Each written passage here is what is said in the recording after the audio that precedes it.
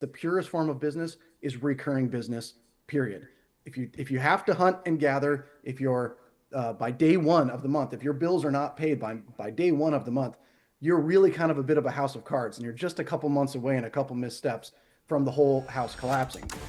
Hi, I'm Tim Bratz, and every week I sit down with the top influential entrepreneurs in the country to discuss how to leave a true legacy in all things happiness, health, wealth, and wisdom.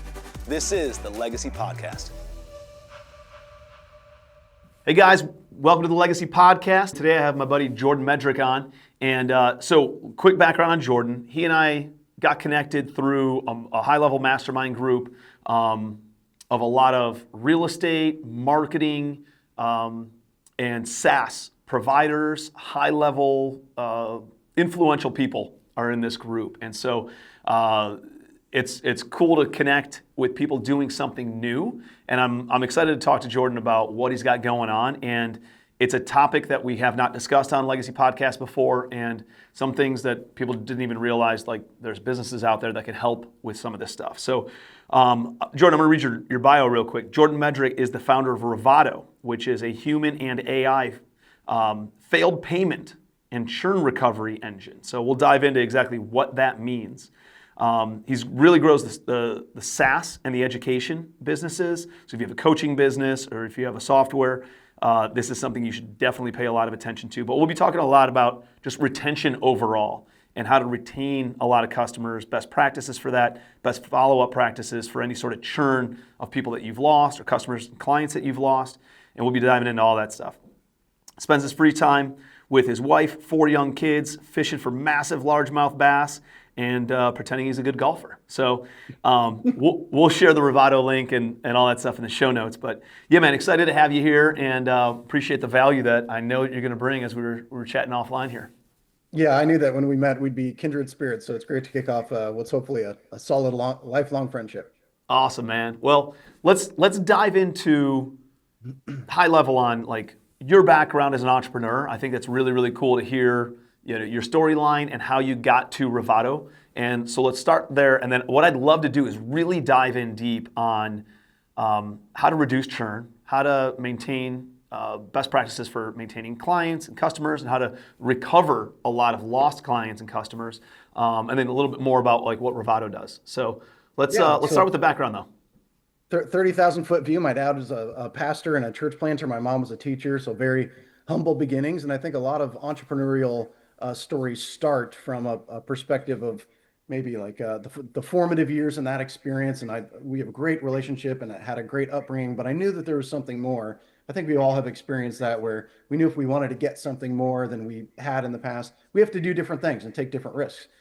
So from the age of 8, I was already starting things. So I was learning like little magic tricks, as most, I guess, kids do. But then I grew that actually into a career where I was performing all over the country from ages about 8 to 16. And then just like lots of small businesses along the way, like as a kid, spray painting the numbers, like the fire numbers of someone's house, like on their curb so they could be found. Yeah. Like paper routes and like selling things, and I glow sticks during 4th of July, all the way up to later in life, launching a video production company and building commercials for even some Fortune 500s like Verizon. But then there was one pivotal moment where all that time was all great, but it was fairly inconsistent. There were one-time sales. It was like you do one thing and then you got to go hustle for the next deal. And that was 10 years of my entrepreneurial younger journey. But there's a point in time where I was getting kind of into high ticket affiliate marketing, and they had seen my work, my video work that I was creating. So I got into building VSLs and whatnot for them. And it was the funniest moment. They offered me $8,000 a month, which for me was like billions of dollars at the time. I was living in like low income government subsidized housing in Branson, Missouri. And I still go back and visit the apartment there and always give it a little nod and a smile. But at that point in time, it was like life-changing opportunity to kind of become an intrapreneur in an entrepreneurial ecosystem and start to serve them in that way. And then that just kind of continued over time, which, for me gave me new skill sets to even understand what is an opt-in page, what is a sales letter, what is an order bump. I didn't know any of these things. So it was trial by fire to learn those things, all the way up to the point where I built a sales funnel marketing system that was based on WordPress. And then during that process, I knew I always wanted to build it to exit. I wanted to build a software program or platform to exit, and knowing that really, and Tim, I kind of catch a lot of heat from this, but my personal belief is the only true business that exists, the purest form of business, is recurring business. Period. If you have to hunt and gather, if you're by day one of the month, if your bills are not paid by day one of the month, you're really kind of a bit of a house of cards, and you're just a couple months away and a couple missteps from the whole house collapsing, right? And it's not really the level of freedom that I wanted. So I always knew for the rest of my life, I'm going to be building recurring businesses. So built that software to sell, and went actually, and things were growing and doing really well. Took it off to market to go sell the thing, and it took about 18 months. If anyone's been through it, it was the most stressful time of my life. It's like being completely naked in front of 1,000 people and they're all just judging you. It's one of the most stressful experiences. 18 pounds of stress weight, and my family noticing how stressed out I was through all that. Had 5 deals fall apart, one after the other, and so most people can't survive two, and so I barely made it.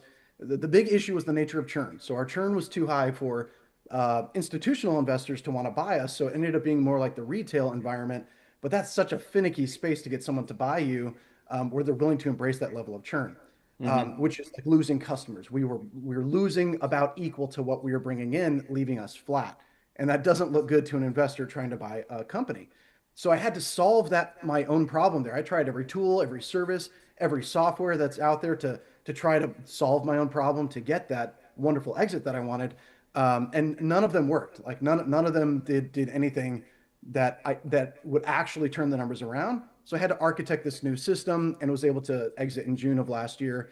And so really that propelled me into what we're doing now, which is I never want another founder to have to go through that experience of the extreme pain of selling a company, whether it's information or software, any kind of recurring business, that the multiples are just incredible. They're what I would call delicious if it's healthy, right? And so we built Revatto entirely to solve that problem of maximizing the amount of collections that we have. We're not a collections agency, but we recover up to 100% of failed payments that come through, reducing cancellations and churn. And there's like this whole retention spectrum that I'm sure we can break down, but I knew I had to solve my own problem. And up to this point, we're growing fast because we're helping other companies to reduce that churn profile, increase their lifetime value, and ultimately increase the valuation on their companies. Dude, that's awesome. Really cool background story. It's funny to watch the breadcrumbs kind of lead to the next new opportunity and see how things compound in your life experiences and business experiences. I've been reflecting on that quite a bit in my own journeys and stuff, and it's cool to kind of see all those things come together. So let's unpack what private equity looks for whenever they're going to buy a company, right? You had mentioned two major things, right? Two big components. One is that monthly recurring revenue or annual recurring revenue, called MMR or AAR, or ARR, whatever it is. And so from that standpoint, you're not out there, and you've seen all the businesses change and move over to this over the past at least 5 years, right? Even car washes, right? You used to go and get a car wash for 15, 20 bucks, whatever it is. Now it's 25 bucks a month.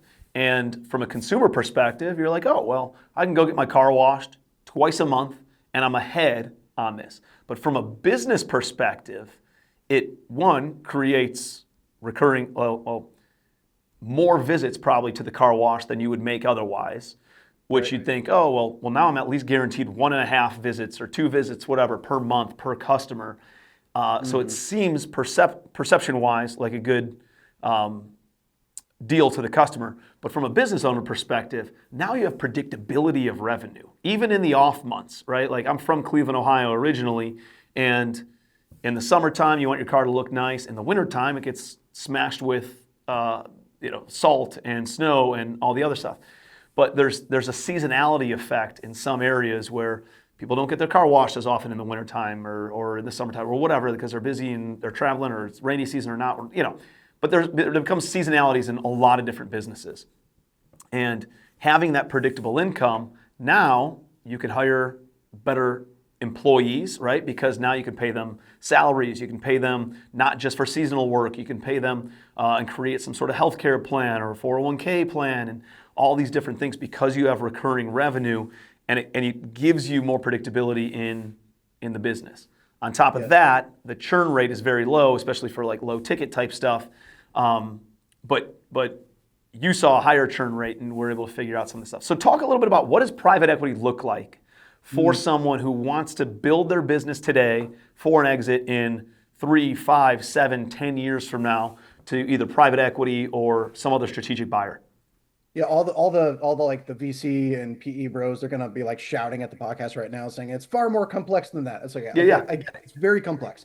But Yep. let me boil it down to the point where literally a kid can understand it. You ask the question, what do these people want? They want exactly what you would want if you were going to be acquiring an asset. They want something that is zero stress. Like that's what they want. They know maybe it's not realistic, but it's like, what is it that they want? Zero stress, high cash flow, minimal problems, and a growing asset that's taking care of itself. That's what they want. And so private equity, they have to deploy investor funds. So they have to be buying companies. So they're selecting the ones that are the healthiest. What does health mean? It means that you have an automated system. Really, it comes down to the word transferability, which I think is the way to encapsulate what it is that they're looking to buy.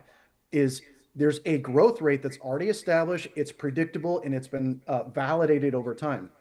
So they know that they can build a forecast. Like if everything remains the same, in 12 months, the company will be doing this. They're also going to look at the negative side, which is churn or customer loss. So if this churn rate has stayed consistent over time, are we going to grow? Because that subtracts against your positive growth into like negative growth. And what's that delta right there where we can build an outcome or a forecast of what that's going to look like. So what is private equity buying? What is anyone who buys a company looking for? They're looking to give you money now. They're trying to give you money now at a discount of what they're going to be getting later on, right? They're taking the risk to say, you're going to get X amount of money right now, but I'm getting the better of the deal because if all these numbers stay consistent, I'm going to get the windfall on the other side. So health is probably the biggest thing.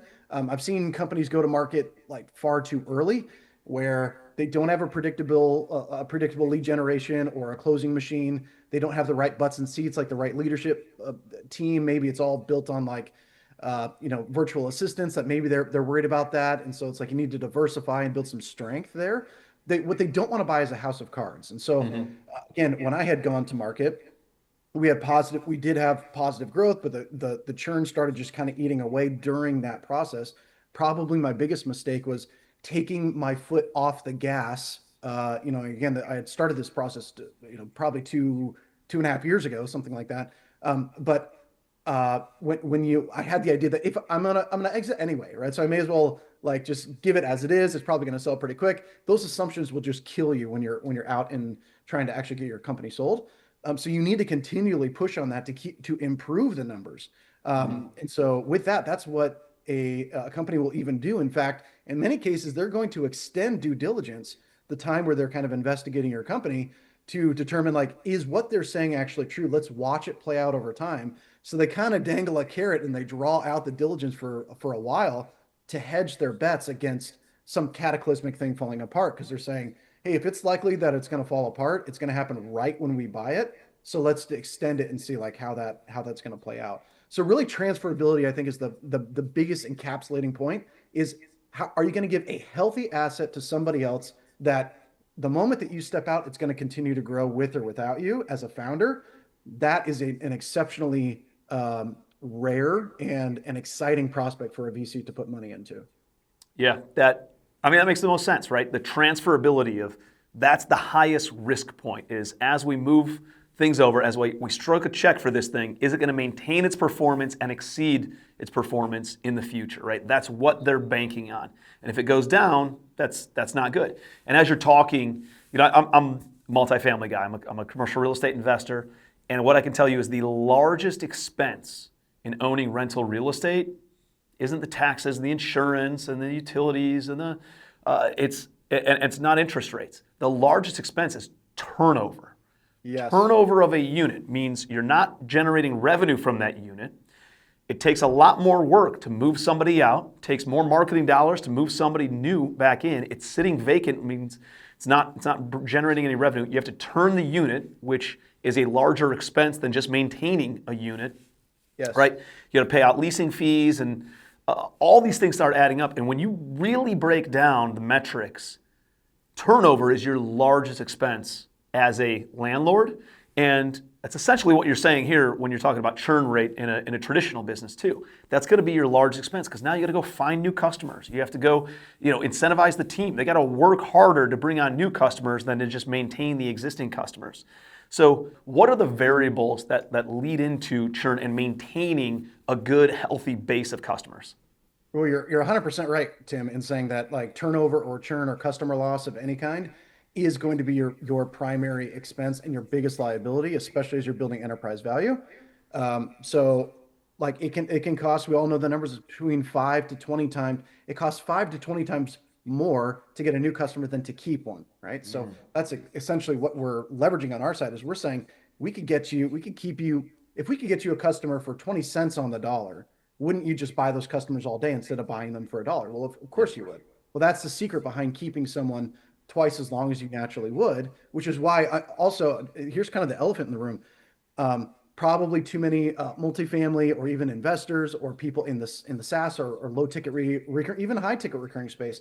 The nature of churn is such like a middle child syndrome where it's kind of like you just like you block it off a little bit. It doesn't really get the primary focus of the entrepreneur, but it's the number one lever that you can pull as far as growth. So yes, it can be customer service. Really bad customer service obviously can cause somebody to churn out. Price points being too high. There's a myriad reasons to do it, and we really on our side we focus on advising companies to try to fix up some of their offers. But we really focus on like, all right, once someone is already showing churn risk, how do we turn them back around and win them back? But there's a million things a company can do to improve that. Here's just a couple things that I think will really land with everybody here. Churn prevention begins at customer acquisition. Let me say that again. Churn prevention begins at customer acquisition.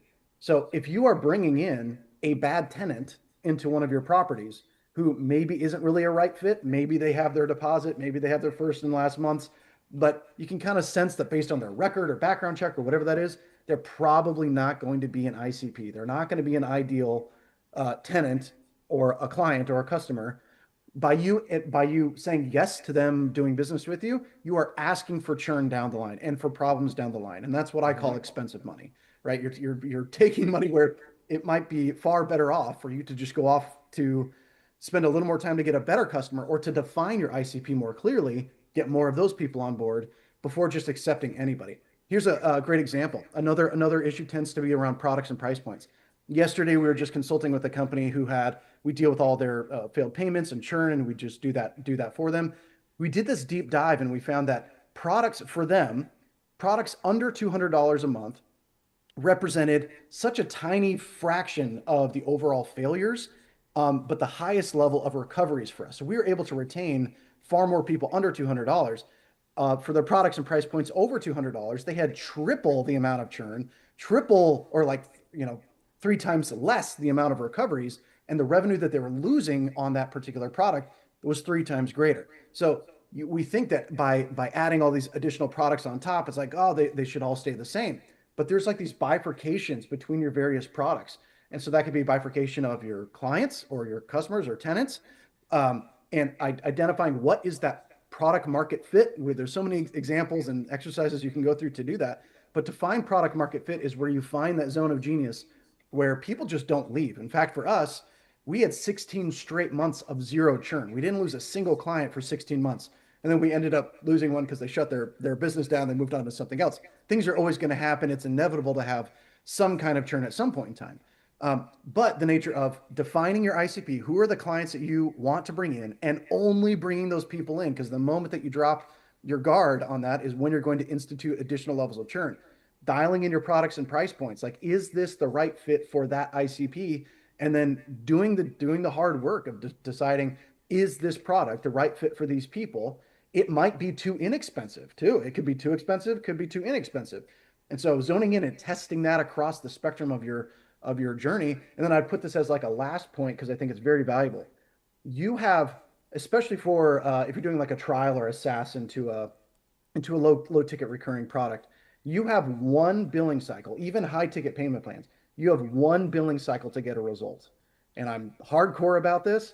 If someone signs up for a SaaS, I know, Tim, you've got something incredible coming out that you've been working on for forever. And I can't wait to see it and see what happens after so much effort being put into that. And you told me a bit about it. It sounds incredible. But really, for anyone who's like launching something new or it's established, if you are bringing someone in and they sign up, if it's a monthly billing plan, you have 1 month to bring them some version of an end result, or you're asking for churn. Because the second time they renew, it's not just an automatic renewal, especially if they're a really good customer. They want that outcome from you, they want that result. They're going to start to lose faith every new billing, because yes, it's automatic billing, but they're making a decision to stay with you over time, especially the very active ones. They know that you're billing them, but without any kind of a result or the support that they were hoping for, or whatever promise was being made. I always say that's the rule of thumb. Fight like the Dickens to get your customers or clients an incredible experience during the very first month. And in that window is where you're going to define and create lifelong clients and customers. That's powerful, man. This episode of the Legacy Podcast is brought to you by Legacy Family Mastermind. I know what you're going through. I know you feel stuck in small deals, trying to figure out how do you get to that next level. I know it's hard to raise private money for real estate deals the way that the economy's been over the past few years. There are probably properties in your portfolio right now that are either losing money or at best break even, and you're trying to figure out how to turn them into winners. Or you're thinking to yourself, dude, I just want to be able to go on vacation without my business all being on my shoulders. Not having the time freedom or the financial freedom that you thought real estate was going to give you. I see it over and over and over again. But I've got the solution to every single one of those. Legacy Family Mastermind. This is a group of high-level commercial real estate investors that can help you break through every single one of those bottlenecks and help you get to that next level. I mean, you know the saying that when the student is ready, the teacher appears. Here we are. If you are serious about scaling your rental portfolio, we are here for you. This is the group to do it with. We would love to help you on that journey and design the exact life that you want to design, so that way you can live it to the fullest. The next step is simple. Just schedule a call with my team at the link below, and we'll see if it's a fit, because I want to see you sitting at the table with our Legacy family. Let's go build some wealth together. I mean, you had a lot of really, really good points. You know, as you liken this to commercial real estate or real estate investing, it's like, hey, the churn rate is predicated based on how well you screen your customer on the front end. That's how well we screen our tenants on the front end. If you put somebody in with a bunch of eviction history and their income is a little bit lower than it should be, right? And they have bad credit or a bunch of stuff in collections, and it's like all these different, the reason we have these parameters to rent to one of our units and rent for $20 or $10 to $25,000 a year in rent that we want to bring in from these clients, we have a screening protocol in order to make sure that we do collect that and we reduce the churn rate, right? And so it makes total sense to do the exact same thing in traditional business of qualifying, making sure that, you know, let's say you have a coaching business, making sure that their revenue is a certain size, right, to be able to qualify to come into your coaching platform, making sure that they don't jump around, asking them about maybe past coaching businesses that they've been at and how long did they stay, right? Like just understanding, are they more transactional or are they more relational based? And just doing some of these simple things on the front end to ensure that you have low churn rate long term. And that's a powerful one. One of the things that popped up that you had mentioned was churn rate on price point. And I think this is an interesting piece. And I could see the argument kind of have a dichotomy of going both different ways. But I think about low price points in, let's call it a gym membership, right? Gym membership might be 10 or 20 bucks a month at Planet Fitness or you know, one of these local gyms. And the idea there is low churn rate, a lot of people, low churn rate, not as many people use it. And because it's such a low price point, somebody says, hey, if I go to one class or if I go twice a month, it more than pays for what this is. And I'm just never going to cancel this thing because there's an upfront membership or there's an upfront like initiation fee or whatever. So that's makes sense for what you had mentioned with under $200 ticket prices and you know, depending on what that looks like. The other side of the coin that I've seen is like we've had two levels of coaching platforms. One is more entry level, but there's a lot more problems with entry level, right? Yes. Students, and they don't have the mindset built up, and they're looking for this instant success in a long. It takes time to buy a piece of real estate that's very slow and methodical, especially in multifamily and commercial real estate. It's a slower process versus wholesaling or something that's a little bit quicker. And so we've seen more churn in the lower ticket stuff than we do in the higher ticket stuff, right? Our higher ticket stuff, a mastermind at $25,000 a year, we don't have the amount of churn that we did with our lower ticket stuff. And so what's your thought on high ticket, low ticket, and is it just dependent on the type of business? Yeah, great point. Because again, both of these can work. But what I'm saying is that if you're going to go low ticket recurring, go the Planet Fitness model, they built their entire financial model. I hope everyone can hear me on this. They built it expecting massive amounts of problems, churn, failed payments. They're expecting that. They're also expecting that because it's kind of a forgettable subscription that people aren't going to cancel. Most of them are going to forget, and they're also not going to use the product because the pain for paying for it is not nearly enough. What I also find interesting is they don't have even the facilities that would bring the people in who often go to the gym, like the big heavy weights and the deadlift and the bench press and stuff. They got all like the machines and like kind of the light stuff, which is a product intended for those who don't go to the gym very often, except for around January, right? Like when they feel bad, or just randomly when they ate too much pizza last night, right? Yep. The other model, if you go far the opposite side of the spectrum, is a personal trainer. Which, if someone's going to be buying that, they probably already have done like that the previous models, and they want more access, they want more support. They're going to have more money because they value the outcome greater and they value proximity. That's the value of even, like there's like the low ticket course. You can do that, but you have to build around, models to recover failed payments. And it's trust me, I know it's a very sophisticated system to recover failed payments, to reactivate people when they're churning, to deflect them and to stop cancellations, to keep refunds from occurring. You have to build a very sophisticated system for that.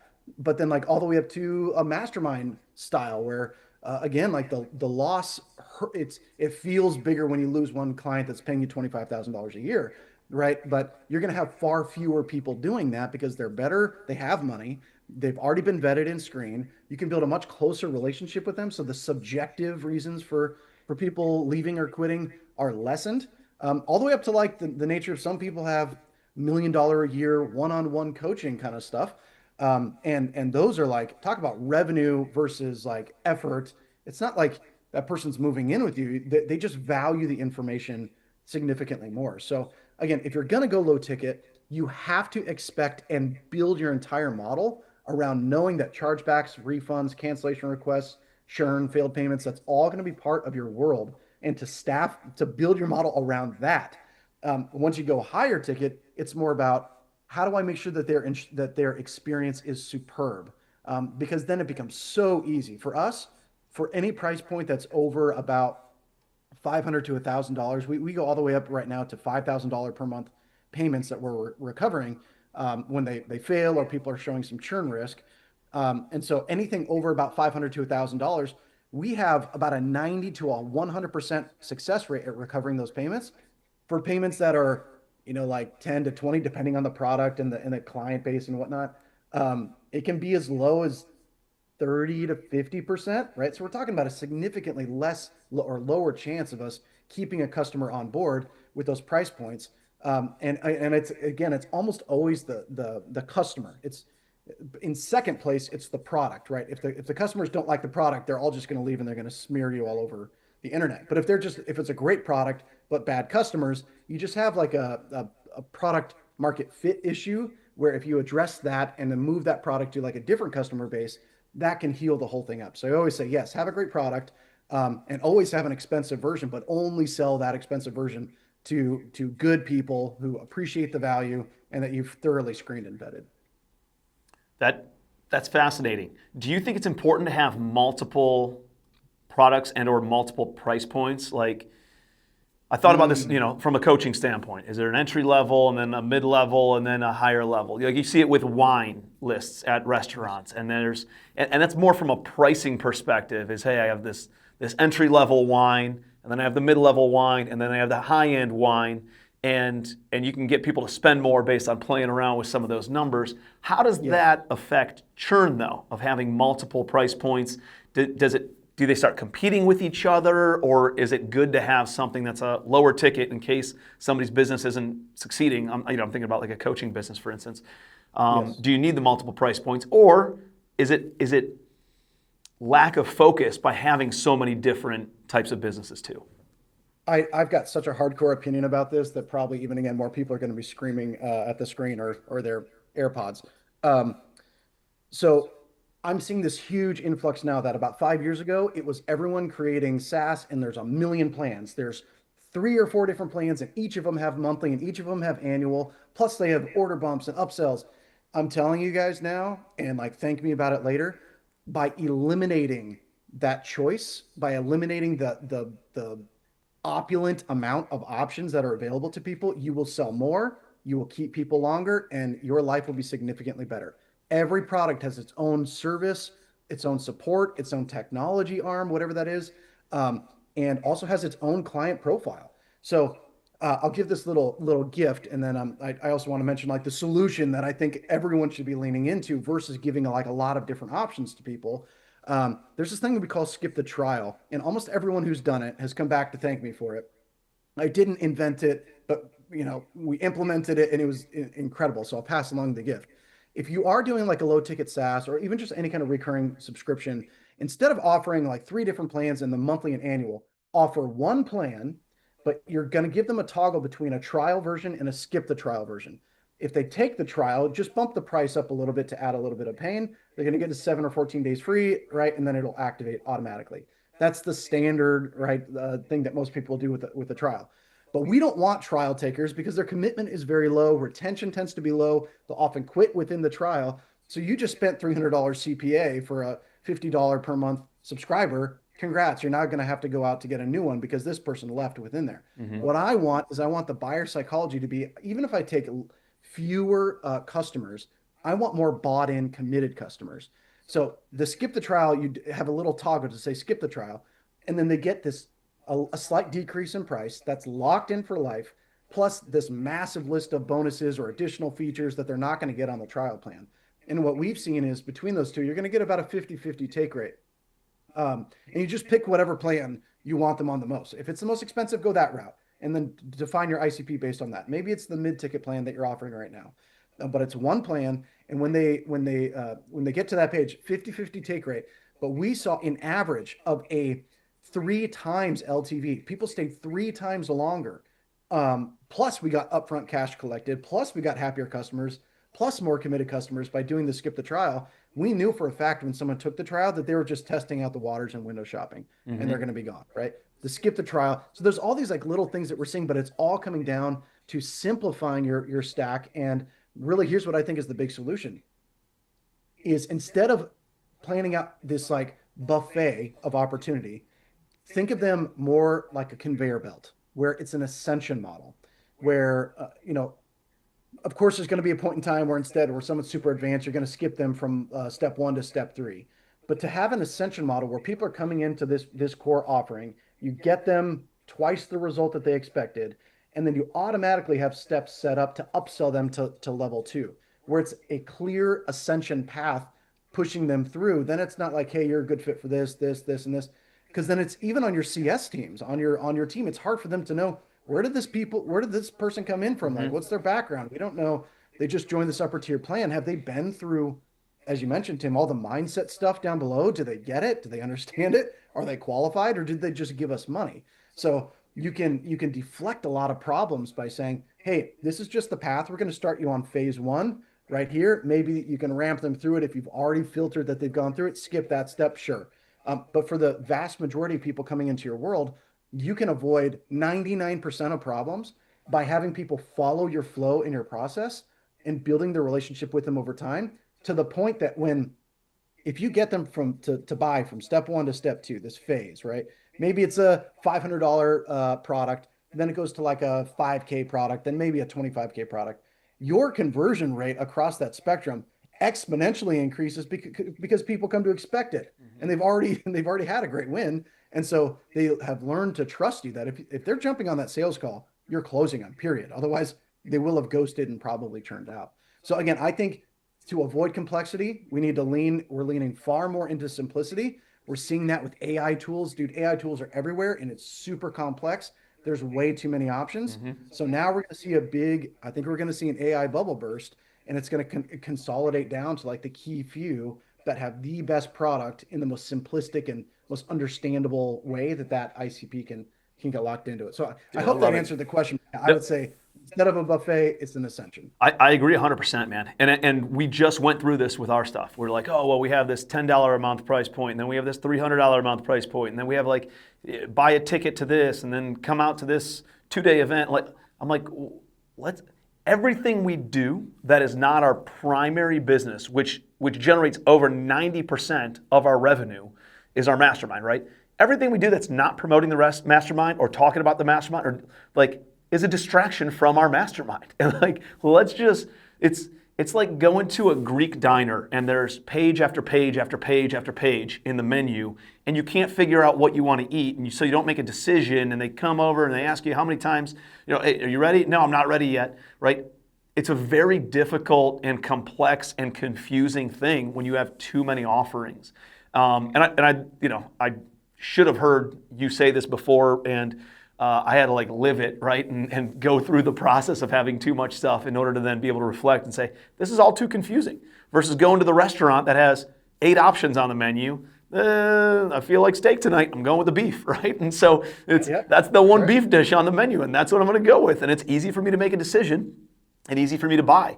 And I think by having a singular offer, but I think there's a lot of power in what you said of like, here's the process map, right? Here's the offer on this one offer, and you can do the trial period, or here's what the midterm period is, or here's like the more one-on-one or more attention, or and having like more bolt-ons to your core experience makes a lot of sense, man. I really, really like that. So as somebody's, let's talk about what you guys do. Somebody hires you guys to come in and do an audit, for instance, on their business and on their retention and on their churn rate. What does that process even look like? Like, what are you things that you're looking for, and how are you educating, along that path? Yeah. So I mean, just for context, because this is by no sense a sales pitch.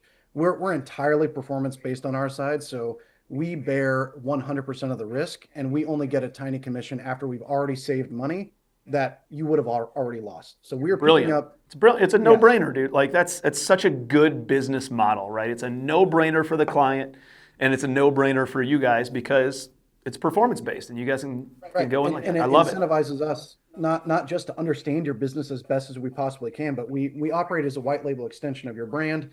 And so generally we have this spectrum of churn. Just real quick, there's involuntary churn, which is transactional, and so those are failed payments. Those will happen all the time.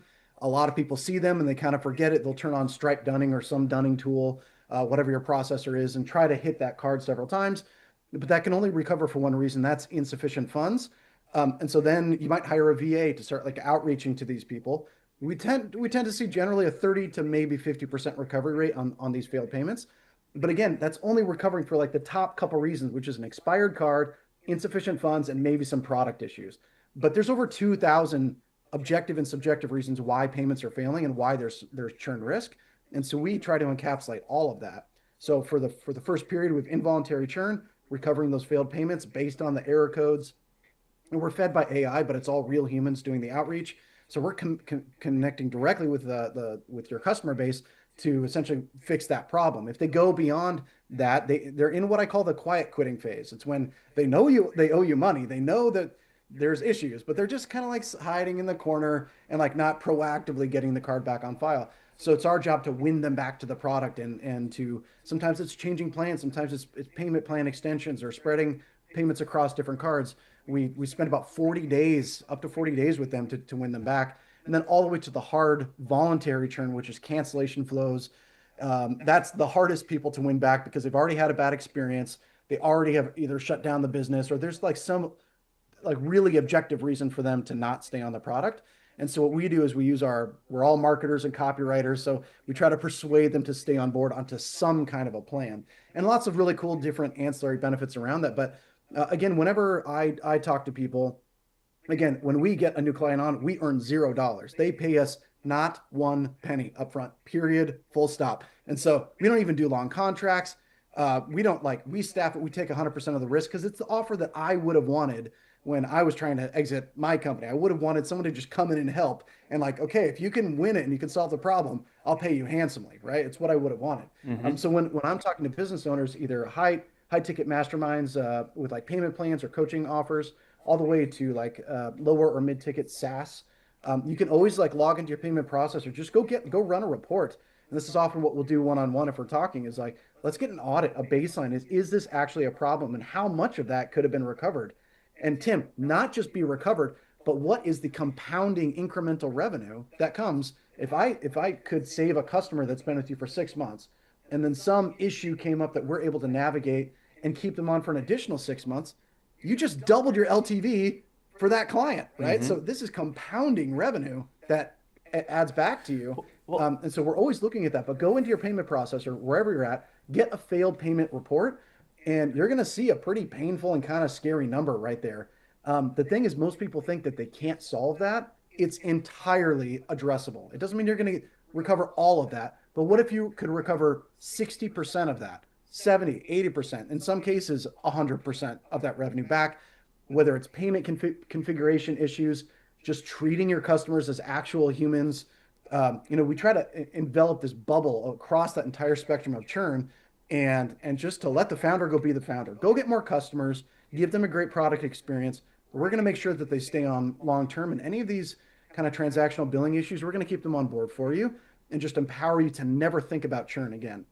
I love But it. again, anyone could self-audit this by just saying like, how much failed in the last month or the last quarter? How much did we recover? And whatever that net delta is, that loss, that's the number that if it's scary to you, you need to put some energy into solving it for sure, or getting some solution to plug in directly to your infrastructure. I love it, man. And I think, people they focus on the actual cash or cash flow of the amount of money that's being saved, right? You guys get paid a fraction of that, but think about what it does to the enterprise value of that business, right? Like that's a multiple that could be 3 to 15 times as much of what the actual cash is as well. So like if you're looking to sell, if you're looking or have any intention of exiting in the next 3 to 5 years, like this needs to be a very, very high priority topic that you should be discussing with your team to be paying attention to this stuff. So, man, I'll tell you what, tons of value. We can keep on going on and on and on about this, but like, where could people get more information? Where could they learn more, continue to be educated by you, or connect with you? Which, by the way, I want to make sure that we connect offline, both for my education business, but also for the SaaS business that we're launching. But where can people learn a little bit more about what you guys do and really dive deep into this stuff? Yeah, so you can hit our site. It's Revatto, Revatto.com.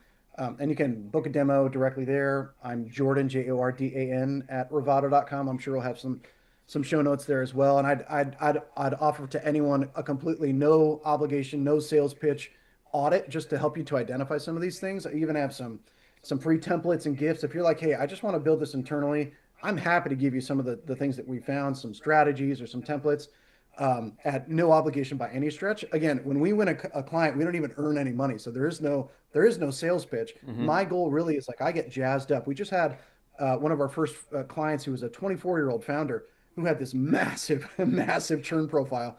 And I always tell this story and we have visuals to represent it. We had the churn rate plummet down a cliff and within about 4 months exited for like life-changing amounts of money. Wow. That's a very fast example of that. But I'm like, I want more of those stories. I want to see more of our clients selling to private equity, getting that massive payday. So that's the stuff that jazzes me up. So if that's you doing it on your own and you come back and we can, party at an event and celebrate that, that's great. If I can help you do it directly, if you just want us to manage and install it into your infrastructure, that's cool too. But either way, connect with us. I'm sure we'll have some notes. But yeah, man, I think that we are on the cusp of like a brand new economical age. recurring is going to be so critical. Payment plans are so critical, but maintaining those payments is not only what's going to ensure that your cash collected is strong, but that your enterprise value explodes. You're not going to grow enterprise value by getting one-time sales. You grow that by getting recurring revenue that's healthy. So that's my big gift and hopefully encouragement to everyone is lean into that, even though it's hard. Doing the hard thing is sometimes the right thing to do, and it could really give you a delicious payday at the end of this. 100%, man. Long term, that's going to pay the biggest dividends. So, Jordan, I appreciate you being here, brother. You guys go check out Revatto. Make sure you're connected with Jordan on social media. We'll share his social media links in the show notes, and obviously connect to Revatto on revatto.com. So, brother, appreciate you being here, and I appreciate you guys. Hopefully you guys got a ton of value, and we'll see you next week on the Legacy Podcast.